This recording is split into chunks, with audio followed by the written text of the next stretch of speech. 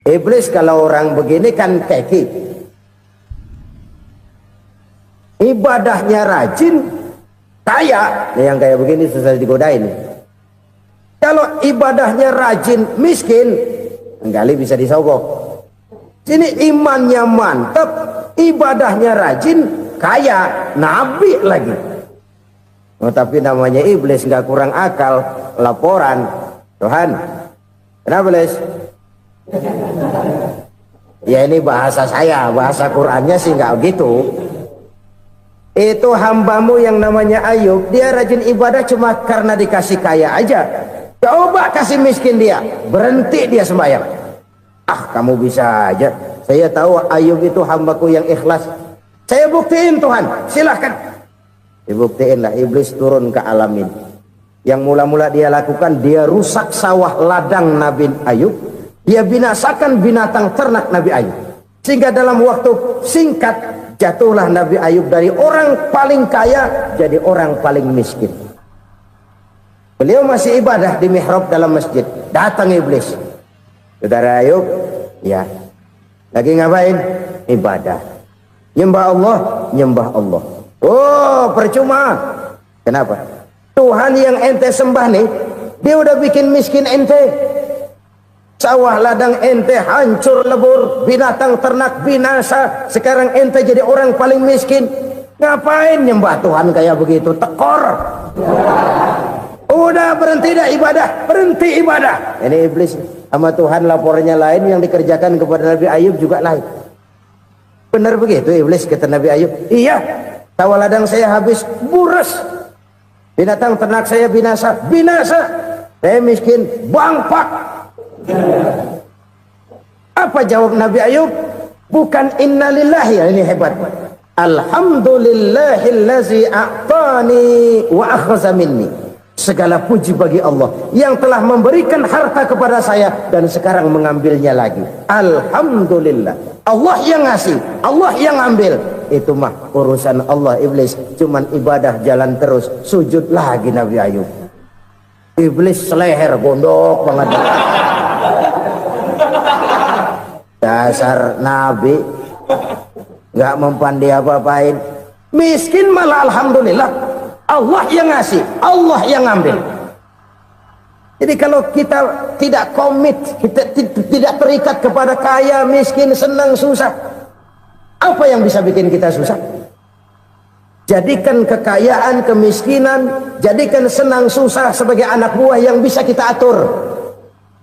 Jangan kekayaan ngatur kita, jangan kemiskinan ngatur kita. Kita yang harus mengatur mereka. Senang, susah, kaya, miskin, bahagia, sengsara, jadikan itu anak buah yang bisa kita atur. Kalau sekarang kita kaya, lain saat boleh jadi kita miskin, semiskin-miskinnya. Allah yang ngasih, Allah yang ngambil. Tenaga mana yang bisa menghalangi? Ibadah jalan terus. Iblis makin gondok. Dasar Nabi loh. Akhirnya apa? Nabi Ayub dikerjain, diberikan penyakit. Demikian fatal penyakitnya. Bayangin, udah miskin sakit. Masya Allah. Miskin sakit. Sakitnya nggak lama, kira-kira 16 tahun. Istrinya 3, 2 mental minta ceraiin. Ngerawatin laki bengek begini. Senang belum tentu, susah udah pasti nih. Cerai aja, cerai dah. Cerai. Tinggal satu Siti Rahmah yang setia menemani beliau. Sesetia-setianya hati perempuan. Satu saat Siti Rahmah bilang, "Bang, iya, abang kan Nabi bang. Lalu namanya Nabi kan doanya jarang meleset bang. Maksud kamu minta kenapa sih sama Tuhan biar abang sembuh baik dah bang?" Siti Rahmah, iya. Saya sakit berapa tahun sih dah? 16 tahun bang. Sebelum ini saya sehat berapa tahun? Ya kira-kira 60 tahun bang. Nah coba ente banding-bandingin Rahmah. Saya dikasih sehat 60 tahun, dikasih sakit 16 tahun. Sudah nggak sabar mau doa kepada Allah minta sembuh. Saya malu kepada Allah. diuji dengan yang luar biasa seperti ini, tidak mengganggu stabilitas kehambaannya. Dia tetap menghamba kepada Allah Subhanahu wa ta'ala.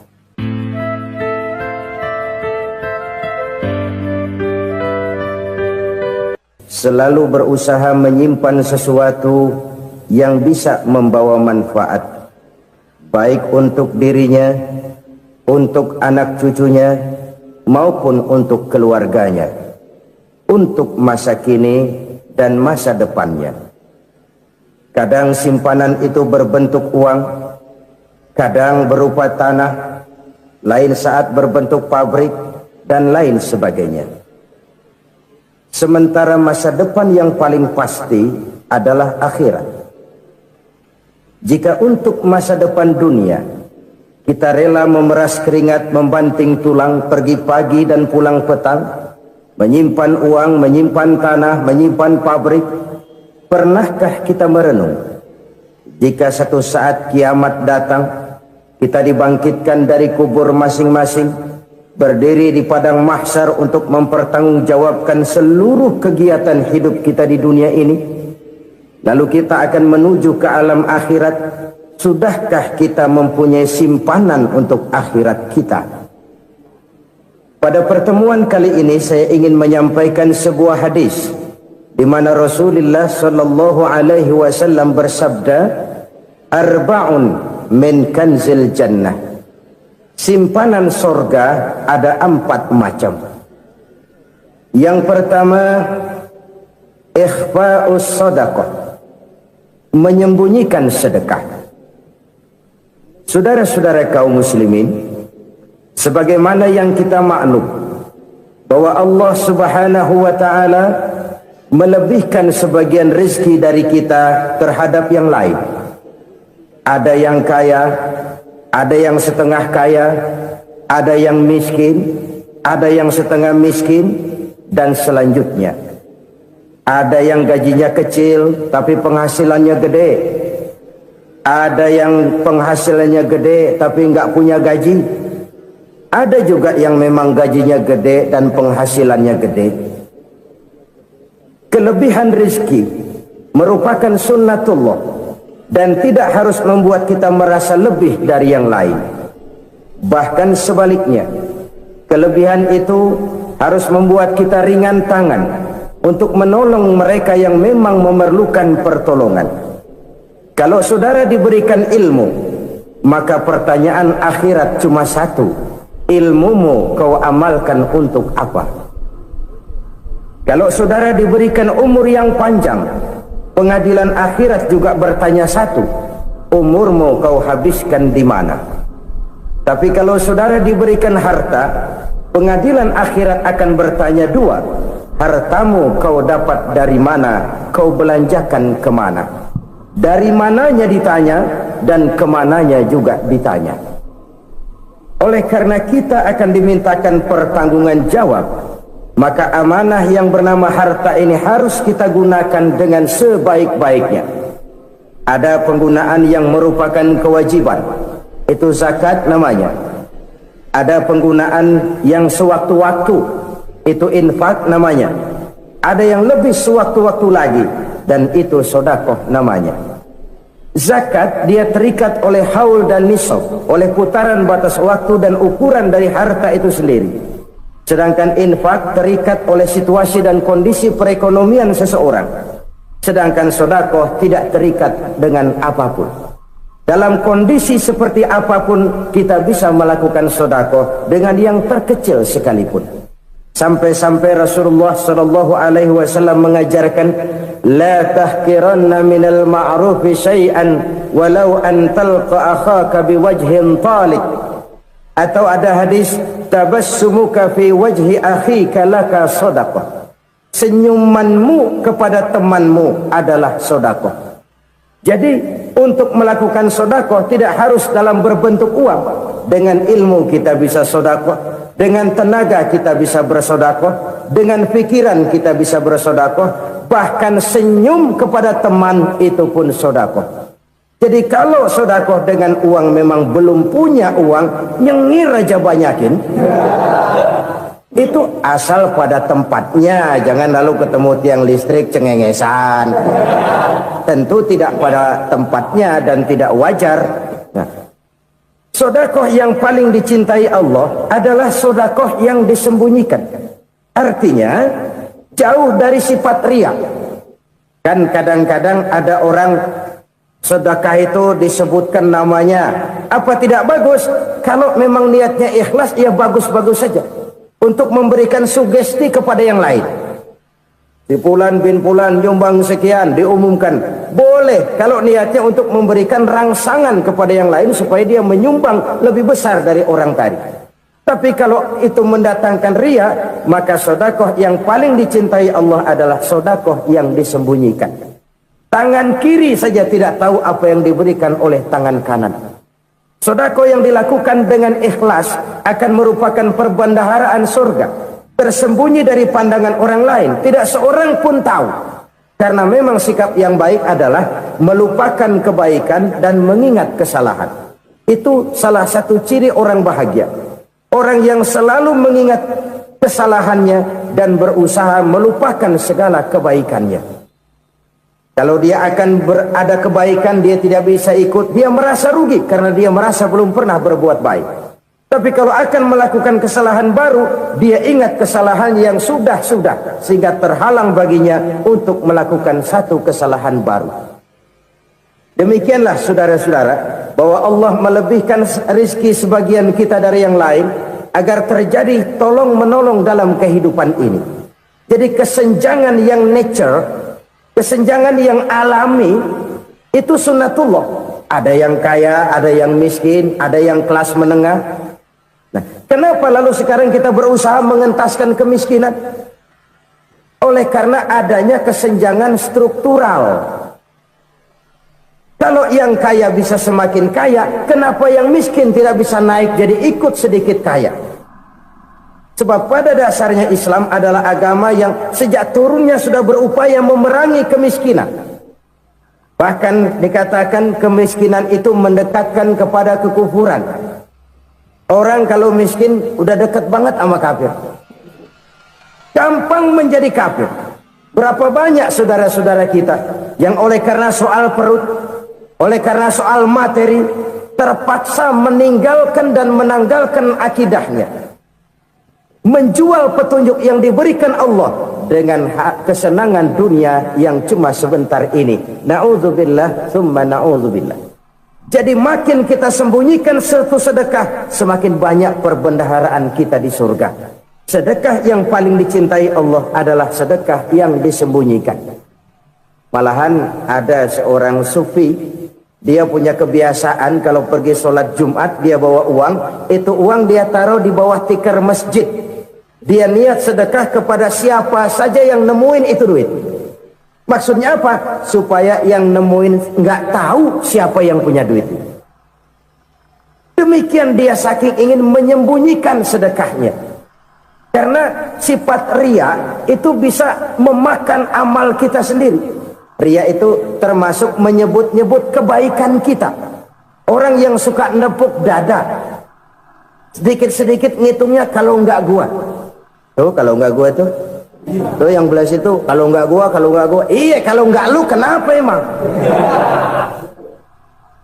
Orang yang suka menepuk jasad, tuh biasanya memang begitu saudara-saudara. Kalau perang lagi berkecamuk, orang nggak sempat ngaku jadi pahlawan. Tapi begitu perang selesai, yang kagak kenal bedil ngaku pahlawan, mas. Itu sesuatu yang biasa. Oleh karenanya, orang-orang yang ikhlas dalam bersedekah, disembunyikannya sedekah itu, Allah cinta betul. Malahan ada hadis memberikan jaminan, inna sedaqatal mar'il muslimi tazidu fil umri wa tadfa'u mitatas su'i. Sesungguhnya sedekahnya seorang mukmin tazidu fil umri, bisa menambah umur panjang, wa tadfa'u mitatas su'i, dan menyelamatkan manusia dari mati secara su'ul khatimah. Jadi siapa yang kepengen panjang umur, banyaklah sedekah. Yang bosan hidup, pelit terus. Sedekah menambah panjang umur dan menyelamatkan manusia dari mati secara su'ul khatimah. Pak, katanya umur itu nggak bisa ditambah, nggak bisa dikurangin. Kapan? Kalau ajal sudah datang. Fa idza jaa ajaluhum la yastakhiruna sa'atan wa la yastaqdimun. Kalau ajal datang tidak bisa dimajukan, tidak bisa dimundurkan. Itu kalau ajal sudah datang. Tidak bisa lagi umur ditambah dikurangi, sudah datang. Tapi kalau belum datang, itu kan haknya Allah. Mau ditambah, mau dikurangi, hak prerogatif Allah. Sebagai pencipta manusia, Allah maha kuasa dan maha mampu. Sedekah ini menambah panjang umur dan menyelamatkan manusia dari mati secara su'ul khatimah. Itu orang mati kan sama ya, kondisinya mati, nggak nafas. Tapi hakikat mati kan lain-lain. Ada yang mati itu husnul khatimah, baik akhirnya. Misalnya lagi ngaji mati, lagi sholat mati, lagi sedekah mati. Ini yang dinamakan dengan husnul khatimah, baik di akhirnya. Sebaliknya ada yang su'ul khatimah, jelek di akhirnya. Ini yang jadi catatan akhir. Lagi nyekek botol, mampus. Lagi banting kartu, modar. Su'ul khatimah, jelek pada akhirnya. Sedekah menyelamatkan manusia dari mati secara su'ul khatimah. Dan kita semua kepengen mendapat husnul khatimah, jauh dari su'ul khatimah. Oleh sebab itu yang bisa menyelamatkan kita dari penyakit itu antara lain adalah sedekah yang disembunyikan, yang dikerjakan dengan ikhlas karena Allah. Tidak karena kepengen dipuji orang, tidak karena ingin dikatakan orang pemurah, sebab orang dermawan itu orang yang memberi tanpa harus diminta. Kalau masih harus diminta, ya belum dermawan namanya, masih harus diminta. Kalau nggak diminta ya tulus, lolos, polos. Saudara-saudara kaum muslimin rahimakumullah, harta adalah amanat dan akan kita pertanggungjawabkan. Allah melebihkan rizki sebagian kita dari yang lain agar kita saling tolong menolong, bantu membantu. Nabi janjikan siapa yang meringankan beban saudaranya muslim di dunia, Allah akan meringankan bebannya di akhirat nanti. Sebuah jaminan dari baginda Nabi. Si orang yang kita bantu barangkali tidak bisa membalas, Allah yang akan membalas lewat jalan lain yang tidak pernah kita sangka-sangka. Ada orang tanya, Pak, ini ada orang nyumbang masjid sambil marah-marah, bagaimana? Saya bilang sumbangannya aja ambil, marahnya jangan. Marahnya jangan diambil, itu urusan dia. Saudara-saudara kaum muslimin rahimakumullah, umat Islam ini kan umat yang punya potensi besar. Kadang kita merenung, kenapa kadang-kadang pembangunan masjid kok lambat sekali? Kalau hotel hari ini peletakan pertama, bulan depan peresmian. Supermarket hari ini peletakan batu pertama, minggu depan peresmian. Tapi kalau sudah yang namanya masjid, kadang-kadang peletakan batu pertama sekaligus jadi batu terakhir. 3 tahun, 4 tahun, campur nebar jalak di jalanan, duit dijaring kayak ikan sepat. Apa tidak ada orang Islam yang kaya? Banyak. Apa tidak ada pengusaha muslim yang jadi konglomerat? Ada. Lalu yang belum banyak itu yang komit terhadap nilai-nilai agamanya. Akhirnya kita jatuh jadi umat yang lemah. Belum ada pengusaha konglomerat muslim buka pabrik supermi cap beduk misalnya umpamanya atau pabrik kecap cap sorban supaya identitas keislamannya sedikit kelihatan. Kita jatuh jadi umat yang lemah karena potensi tidak terinventarisir dengan baik. Kita ini ibarat kompor yang cuma matengin nasi orang lain. Potensi kita dimanfaatkan oleh orang lain. Ukhuwah Islamiyah kita baru terbatas kepada silaturahmi. Ukhuwah di bidang ekonomi kita lemah, ukhuwah di bidang kebudayaan kita lemah, apalagi ukhuwah di bidang politik kita lebih rapuh lagi. Padahal ukhuwah itu adalah totalitas kehidupan manusia, menyangkut ipolek sosbud. memerlukan nilai-nilai ukhuwah. Jadi oleh karena itu mari kita menyadari di dalam harta kita, walaupun kita yang cari pergi pagi pulang sore peras keringat banting tulang, di sana ada harta anak yatim, di sana ada hak masjid, di sana ada hak pesantren, di sana ada hak jihad. Berbahagialah seseorang apabila dia oleh Allah dijadikan keran itu menyimpan air, tapi tidak untuk dirinya, tapi disalurkannya kepada mereka yang memang memerlukannya. Saudara-saudara kaum muslimin rahimakumullah, ini yang pertama. Jadi perbendaharaan surga adalah menyembunyikan sedekah.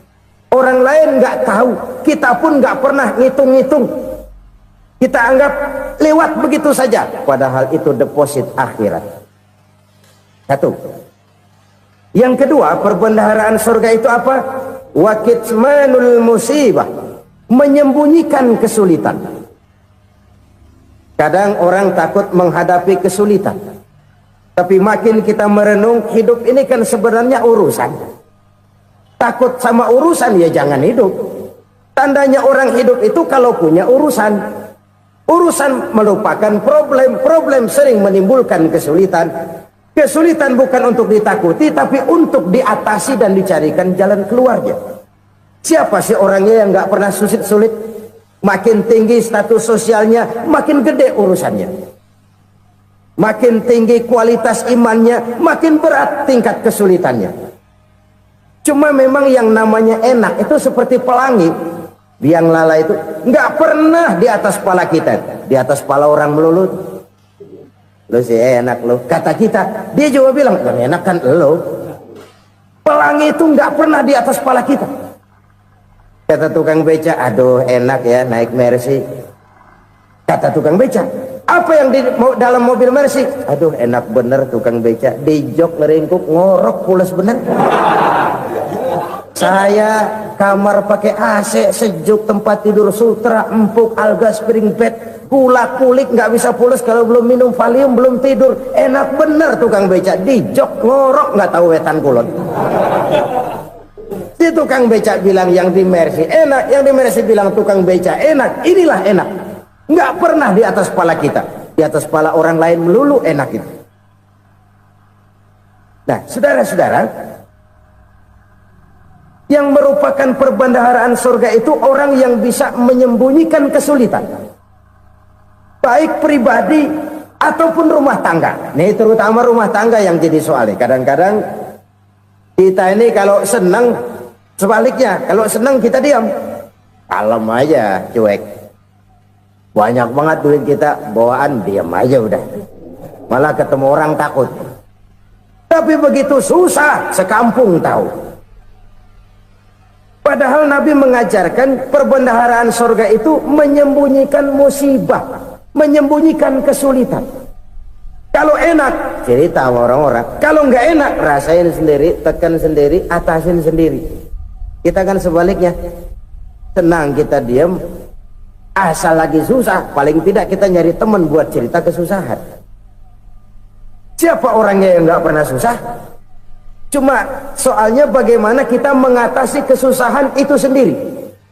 Begitu juga misalnya kalau orang sudah berumah tangga, itu orang tuanya harus menjadi tempat dia cerita yang enak-enak saja. Yang nggak enak rasain berdua, selesaikan berdua, atasin berdua. Jangan dibalik.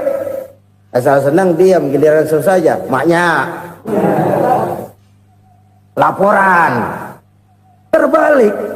Bisa menjaga security informasi. Maka nama bayam keluar diem, malah seluitan. Enak amat lo makan daging ayam. Security informasi. Saudara-saudara kaum muslimin rahimakumullah, ujian yang terberat itu yang pernah diberikan kepada para nabi, para rasul, para aulia, para ulama. Makin tinggi keimanan, makin berat bentuk kesulitan. Ayo saya kemukakan satu contoh saja. Ada seorang nabi yang kaya, nabi kaya, namanya Nabi Ayub. Iblis kalau orang begini kan teki, ibadahnya rajin, kaya, yang kayak begini susah digodain. Kalau ibadahnya rajin, miskin, kali bisa disogok. Sini imannya mantap, ibadahnya rajin, kaya, nabi lagi. Oh, tapi namanya iblis nggak kurang akal, laporan, Tuhan, kenapa Les? Ya ini bahasa saya, bahasa Qurannya sih nggak gitu. Itu hambamu yang namanya Ayub, dia rajin ibadah cuma karena dikasih kaya aja. Coba kasih miskin dia, berhenti dia sembahyang. Ah, kamu bisa aja. Saya tahu Ayub itu hambaku yang ikhlas. Saya buktiin Tuhan, silahkan. Dibuktiin lah, iblis turun ke alam ini. Yang mula-mula dia lakukan, dia rusak sawah ladang Nabi Ayub. Dia binasakan binatang ternak Nabi Ayub. Sehingga dalam waktu singkat, jatuhlah Nabi Ayub dari orang paling kaya, jadi orang paling miskin. Beliau masih ibadah di mihrab dalam masjid. Datang iblis. Saudara Ayub, ya, lagi ngapain? Ibadah. Nyembah Allah, nyembah Allah. Oh, percuma. Kenapa? Tuhan yang ente sembah nih, dia udah bikin miskin ente. Sawah ladang ente hancur lebur, binatang ternak binasa. Sekarang ente jadi orang paling miskin. Ngapain nyembah Tuhan kayak begitu? Tekor. Udah berhenti dah ibadah, berhenti ibadah. Ini iblis sama Tuhan laporannya lain, yang dikerjakan kepada Nabi Ayub juga lain. Benar begitu iblis kata Nabi Ayub? Iya, sawah ladang saya habis, buras. Binatang ternak saya binasa, binasa. Saya miskin, bangpak. Apa jawab Nabi Ayub? Bukan innalillahi, ini hebat. Alhamdulillahillazi a'tani wa akhza minni. Segala puji bagi Allah yang telah memberikan harta kepada saya dan sekarang mengambilnya lagi. Alhamdulillah. Allah yang ngasih, Allah yang ambil. Itu mah urusan Allah. Iblis cuman ibadah jalan terus, sujud lagi Nabi Ayub. Iblis seleher gondok banget. Dasar Nabi nggak mempan dia apa-apain. Miskin malah alhamdulillah. Allah yang ngasih, Allah yang ambil. Jadi kalau kita tidak komit, kita tidak terikat kepada kaya, miskin, senang, susah, apa yang bisa bikin kita susah? Jadikan kekayaan, kemiskinan, jadikan senang, susah sebagai anak buah yang bisa kita atur. Jangan kekayaan ngatur kita, jangan kemiskinan ngatur kita. Kita yang harus mengatur mereka. Senang, susah, kaya, miskin, bahagia, sengsara, jadikan itu anak buah yang bisa kita atur. Kalau sekarang kita kaya, lain saat boleh jadi kita miskin, semiskin-miskinnya. Allah yang ngasih, Allah yang ambil. Tenaga mana yang bisa menghalangi? Ibadah jalan terus. Iblis makin gondok. Dasar Nabi loh. Akhirnya apa? Nabi Ayub dikerjain, diberikan penyakit. Demikian fatal penyakitnya. Bayangin, udah miskin sakit. Masya Allah.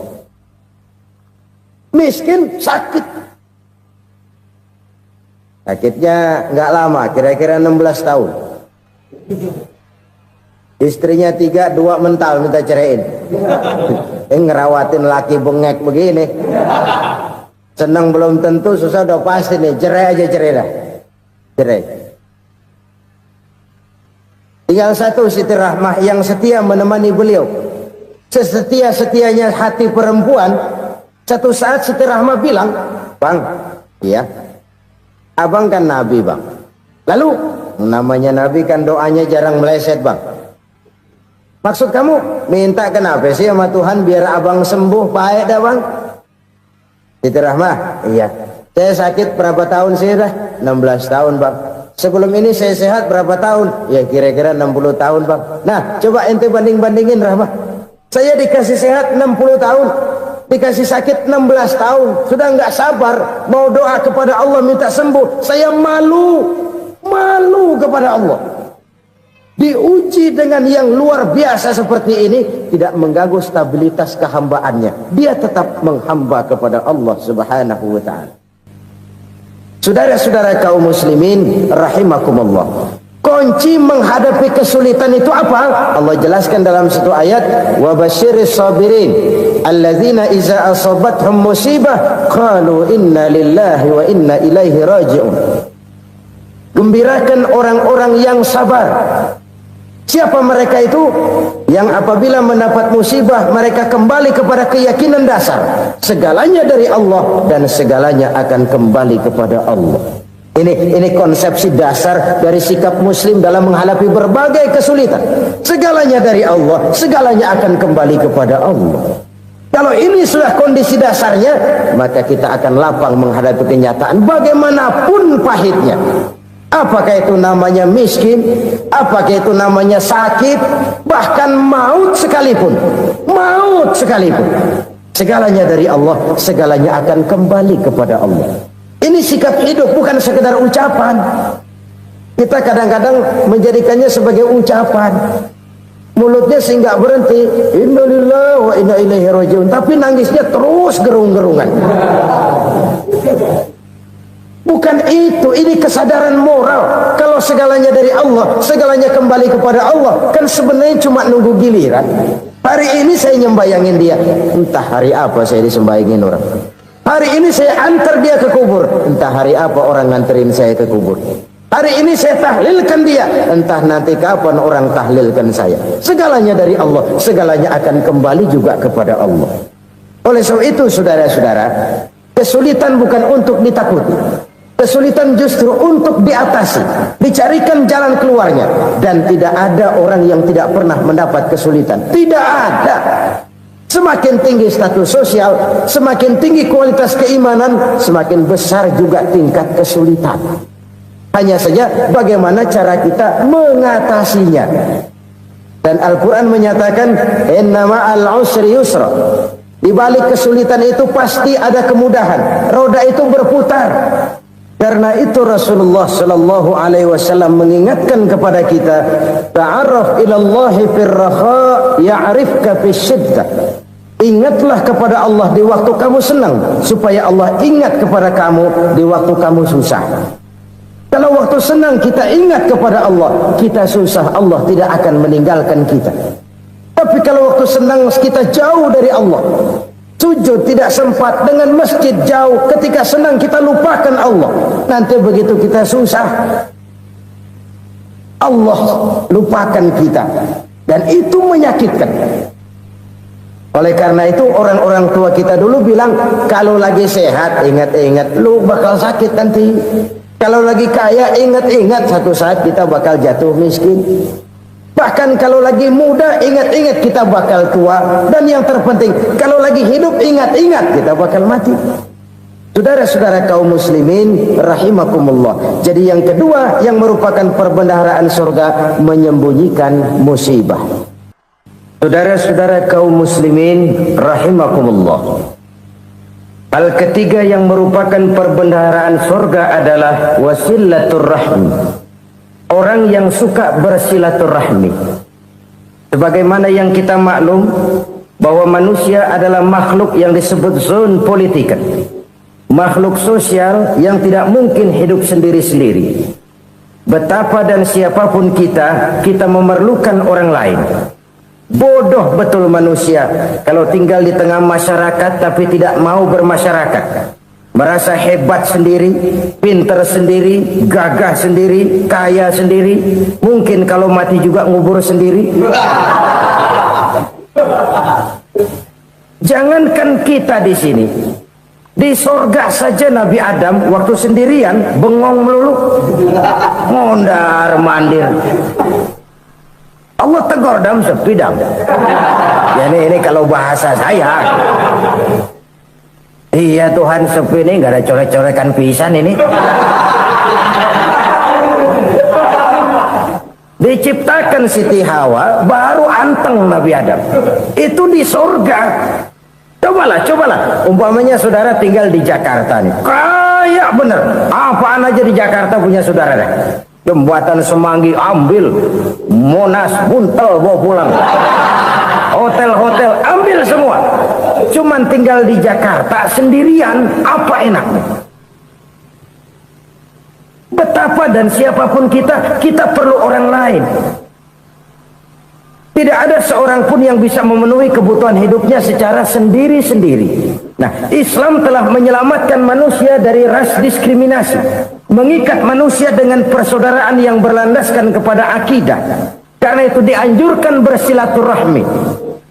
Bahkan Nabi menyatakan, man arada ayyubsata lahu fi rizqihi wa yunsa'a fi atharihi falyasil rahimah.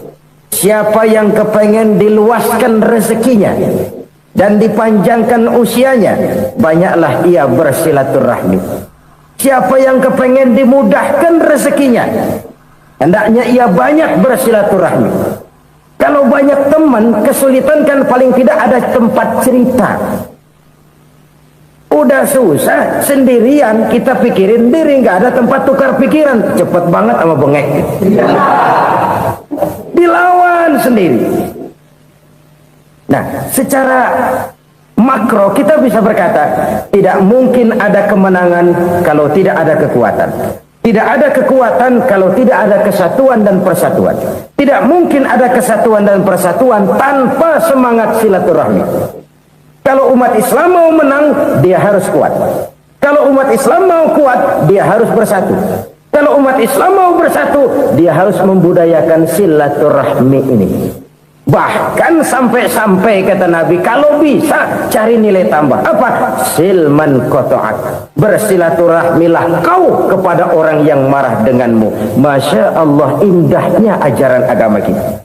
Orang yang marah pun kepada kita, kata Nabi, kalau bisa bersilaturahmilah kepadanya, kepada orang yang marah itu. Di situ nilai tambah. Cuman jujur nih, hadis ngucapinnya gampang, ngamalinnya yang berat banget. Orang marah sama kita, kita disuruh silaturahmi. Ada apa malu? Lu marah, ada gua marahan lagi. Gue pikirin. Saudara-saudara kaum muslimin rahimakumullah. Tapi ini yang diajarkan, bahkan ini yang dicontohkan oleh baginda Rasul. Bagaimana begitu mudah, misalnya satu saat Abu Jahal ini ngatur strategi bagaimana bikin Muhammad celaka. Dia gali lubang di depan tempat tidurnya. Dia tutupin daun korma. Terus dia panggil seseorang, ke sini.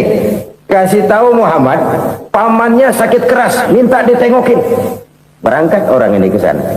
Muhammad, labbaik. Pamanmu sakit keras, dia minta ditengokin. Baik, saya akan datang menjenguk beliau. Berangkatlah Nabi ke rumah Abu Jahal tanpa prasangka apapun. Abu Jahal udah pasang setil, selimut 3 rangkap setengah dipakai, persis kayak orang meriang. Tapi sembari ngintip dari balik selimut. Begitu Muhammad buka pintu, nah masuk perangkap nih. Muhammad jalan menuju tempat pembaringan. Makin lama makin dekat, makin lama makin dekat, makin dekat ke lubang yang dipasang oleh Abu Jahal itu. Dalam hati Abu Jahal, terus dah jatuh, mampus dah lo ini. Mampus lo hari ini nih. Apa yang terjadi? Malaikat Jibril datang. Muhammad, pamanmu cuma pura-pura sakit. Di depan tempat tidurnya ada lubang perangkap supaya kamu jatuh ke situ. Sudah, kamu pulang. Balik kanan Nabi. Sudah hampir jatuh ke lubang, balik kanan, pulang. Bayangin kecewanya Abu Jahal. Muhammad dikit lagi, Muhammad dikit lagi. Enggak, paman, saya pulang aja. Emosi, bangun dari tempat tidur, enggak sadar kalau lagi pura-pura sakit. Lompat ngejar Nabi, dia lupa dengan lubang yang dia gali. Pusrah, nyemplung sendiri ke dalam lubang.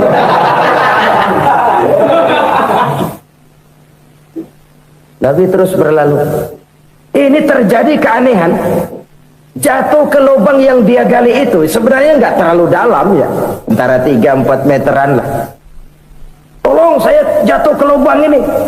Datanglah pelayan-pelayannya itu. Angkat saya dari sini. Oh, yang ngulurin tambang. Satu gulung, belum juga nyampe itu tambang. Kurang, beli lagi ke warung. Sambung, ulur lagi, nggak juga bisa sampai. Wah, ini kerjaan Muhammad ini. Tolong, siapa salah seorang kamu ke rumah Muhammad, kasih tahu encangnya kecebur. minta ditolongin. Sampaikan kepada Rasul. Kenapa? Pamanmu jatuh ke lubang, Muhammad minta tolong diangkatin. Hambang udah nyambung-nyambung gak nyampe juga. Ya nanti saya datang, saya tolong. Coba. Nyata-nyata orang berniat jahat mau mencelakakan dia, datang dia menolong.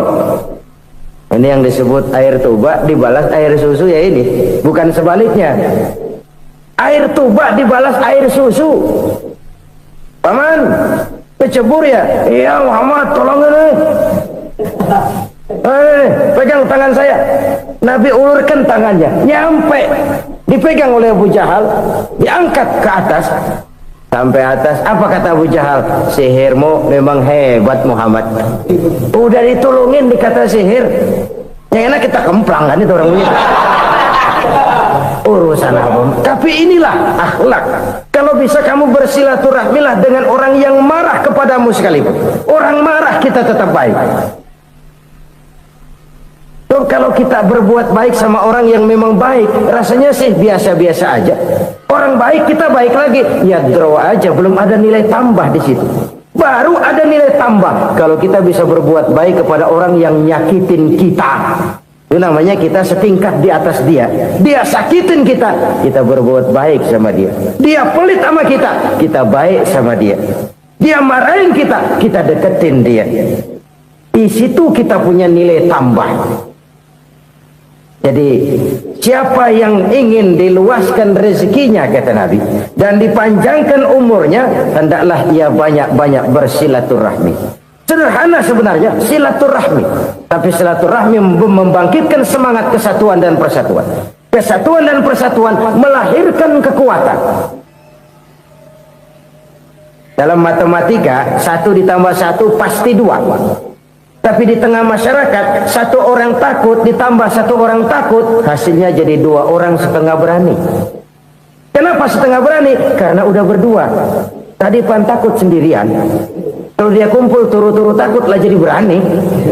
Kita yang lemah, kita yang tidak berdaya, kita yang miskin, kalau mau kompak bersatu, apa yang nggak bisa kita kerjain? Apalagi tinggal di kota besar, pilihan cuma 2, bertahan atau minggir. Bertahan atau minggir.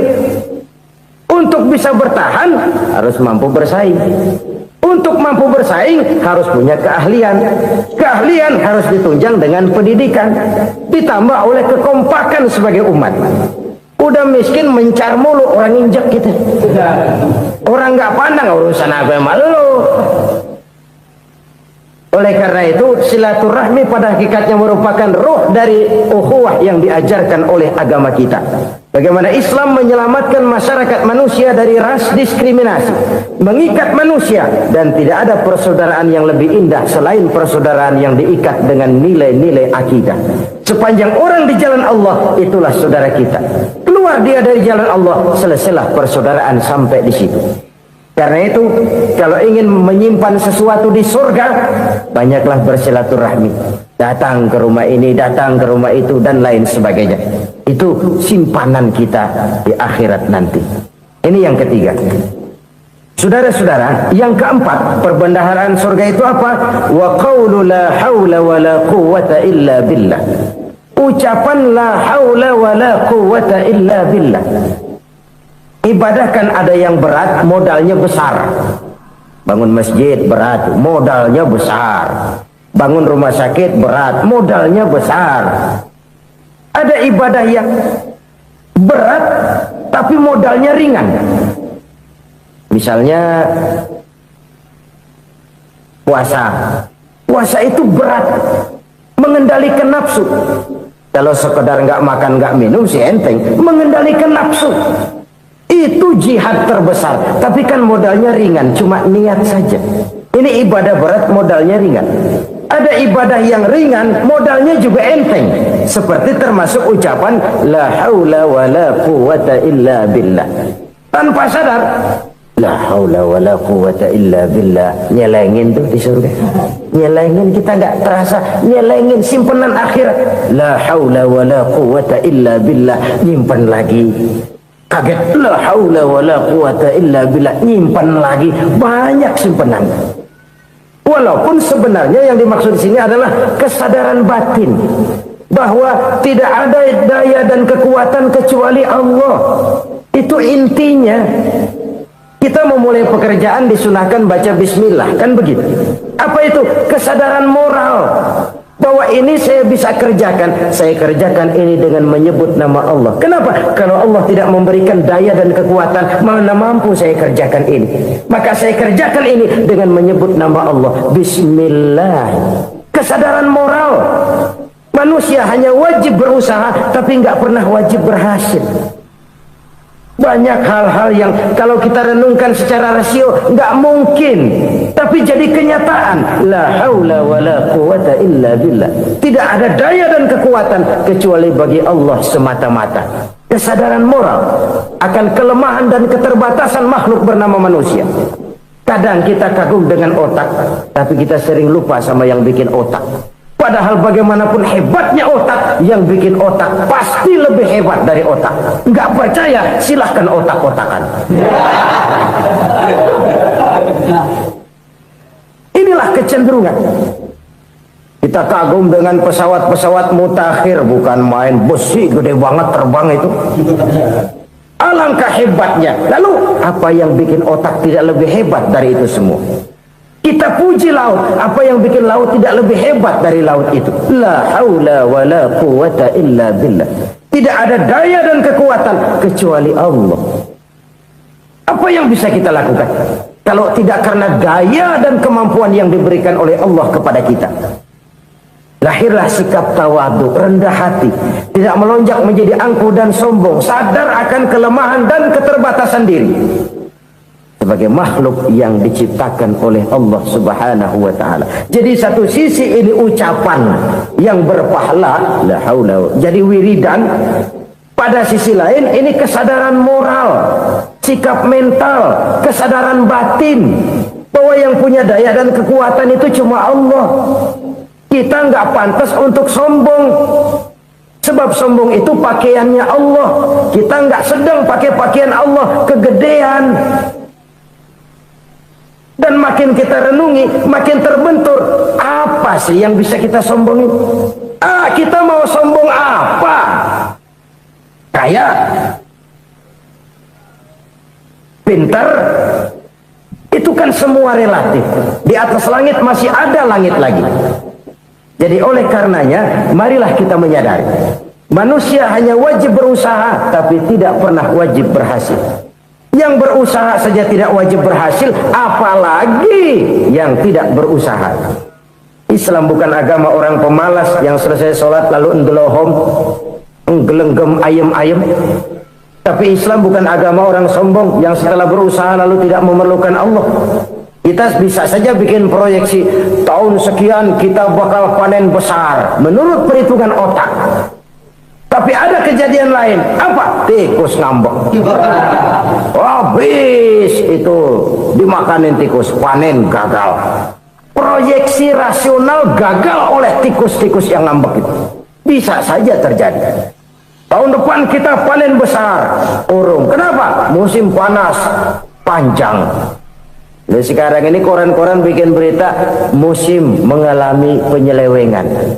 Bukan cuma manusia yang nyeleweng sekarang. Musim pakai nyeleweng. Mestinya kan musim hujan udah selesai, masih hujan-hujan juga. Musim. Nah sekarang kita boleh bikin proyeksi, kita bakal panen besar. Tahu-tahu musim panas panjang, sawah retak, air kering. Cari teknokrat yang paling botak, suruh pendekin tuh musim panas. La haula wala quwata illa billah. Inilah kesadaran moral. Saudara, saya teringat satu saat ada seorang konglomerat. Umurnya ya kira-kira 70-an. Satu saat dia ditanya oleh wartawan, "Pak, umur Bapak berapa sih?" "Ya paling 10 tahun." 10 tahun? 10 tahun? Anak Bapak berapa orang? Satu saja? Satu. Harta Bapak berapa? Ya paling-paling bangsa 7 7 juta kali. 7 juta? Iya. Pak, kenapa Bapak bohongi saya? Bapak punya buku biografi. Koran-koran, majalah-majalah banyak memuat cerita riwayat hidup Bapak. Saya tahu umur Bapak 70. Kenapa bilang cuma 7 tahun? Saya tahu anak Bapak 8. Kenapa cuma bilang 1? Saya tahu harta Bapak miliaran, mungkin triliunan. Pabrik di mana-mana, bank di mana-mana. Kenapa bilang uang Bapak cuma 7 juta? Nah, kata si konglomerat tadi, kamu benar nak, kamu benar. Umur saya kalau jumlahnya memang 70 nak. Cuman ingat-ingat saya, baru 7 tahun terakhir ini saya sujud. Baru 7 tahun terakhir ini saya berusaha dekat dengan Allah. Saya laksanakan perintahnya, saya jauhi larangannya. 7 tahun inilah rasanya yang ada nilainya di hadapan Allah. Yang 63 tahun matong, kelabu, kelem umur gue. Habis untuk maksiat, untuk munkarat. Maka ketika ditanya tadi, umur saya 7 tahun itu. Oh begitu Pak. Oh iya. Lalu anak Pak, anak Bapak kan 8. Kenapa bilang cuma 1? Nah, kalau jumlah hitungannya memang anak saya 8. Tapi dari 8 orang ini rasanya cuma 1 nih yang bakal jadi buah hati, belahan jantung, pelanjut cerita, penerus sejarah, bakal jadi anak soleh yang akan mendoakan saya. Cuman 1 rasanya anak saya ini yang bakal jadi buah hati saya, besar-besaran saya, yang akan mendoakan di kubur saya, yang akan mendoakan di akhirat saya. Yang 7 orang mana, Masya Allah, yang 1 tenggeng, yang 1 nyekek botol mulu, yang 1 nggak karu-karuan. Makanya saya bilang 1 anak saya yang akan bisa mendoakan saya. Oh begitu Pak. Iya. Nah, harta Pak, harta Bapak kan triliunan. Pabrik Bapak di mana-mana. Uang Bapak hampir di tiap bank-bank besar. Kenapa bilang cuma 7 juta? Betul kau nak. Harta saya kalau jumlahnya memang miliaran, triliunan mungkin. Tapi yang saya ingat baru 7 juta tuh yang saya belanjakan di jalan Allah. Saya nyumbang masjid, saya santuni yatim piatu, saya bantu pembangunan pesantren, saya bantu pembangunan rumah sakit Islam. Itu yang akan saya bawa pulang ke akhirat, yang 7 juta itu. Yang triliunan itu nanti akan diperebutkan oleh anak-anak saya sebagai waris saya. Jadi harta saya 7 juta itu yang bakal nemenin saya di akhirat, yang akan saya bawa pulang jadi teman saya. Saudara-saudara kaum muslimin, jangan-jangan orang tua itu adalah kita-kita ini. Jangan-jangan kita-kita ini adalah orang tua itu. Jangan-jangan itu potret dari diri kita masing-masing. Dari sekian umur yang diberikan Allah, berapa tahun yang ada nilainya di hadapan Allah? Dari sekian anak-anak yang merupakan amanah, berapa yang akan mendoakan kita sebagai orang tuanya menjadi anak soleh? Dari sekian banyak harta yang diberikan Allah, berapa yang akan kita bawa pulang menghadapnya nanti, yang kita belanjakan di jalan Allah? Ini sebuah potret kehidupan. Karena itu kita kembali kepada la haula wa la quwwata illa billah. Kita wajib berusaha, kita wajib berikhtiar. Selebihnya segala daya dan kekuatan hanya milik Allah saja semata-mata. Satu kesadaran batin dari setiap pribadi muslim. Setelah ia berusaha dan berikhtiar, ia menyerahkannya kepada Allah Subhanahu wa ta'ala. Jadi satu sisi ini merupakan wiridan ucapan yang mengandung pahala, pada sisi lain ini merupakan sikap batin dari seorang muslim di dalam ia menghadapi realitas kehidupan ini. Saudara-saudara kaum muslimin rahimakumullah, kalau ini kita jadikan satu basis kehidupan, maka ini akan menyelamatkan manusia dari kemungkinan tergelincir menjadi orang yang lupa diri dan lupa darat. Sebab itu Imamul Ghazali berpesan, jadidis safinah fa innal bahra amiq wa khuziz zad fa inna safara ba'id wa khaffifil hamla fa innal hamla sadid. Perbarui selalu kapalmu karena lautan sangat dalam. Bawa bekal yang banyak karena perjalanan ini sangat jauh. Ringankan beban karena kebanyakan beban akan menyakitkan. Alangkah indah kalimat ini, alangkah dalam makna yang terkandung di sana. Perbarui selalu kapalmu karena lautan sangat dalam. Apa artinya ini? Jaga mentalmu baik-baik, pelihara imanmu baik-baik, karena hidup penuh cobaan seperti lautan. Kita kalau berlayar di lautan kan kadang-kadang tenang, angin bertiup sepoi-sepoi basah. Jika malam datang, bintang gemintang bertabur menghias cakrawala, rembulan memantulkan sinarnya dengan indah. Dalam keadaan begitu berlayar enak. Tapi lain saat ombak menggunung, halilintar menyambar, angin topan bertiup. Berapa banyak sudah saudara-saudara kita yang tenggelam di lautan dunia tanpa sadar bahwa dia belum sampai kepada pantai yang akan dituju. Berapa banyak sudah saudara-saudara kita yang tenggelam di lautan dunia ini tanpa sempat bangkit lagi. Dia menyangka sudah sampai kepada tujuannya. Hati-hati kapal jangan sampai bocor karena lautan sangat dalam. Iman ini jaga baik-baik karena hidup penuh dengan ujian.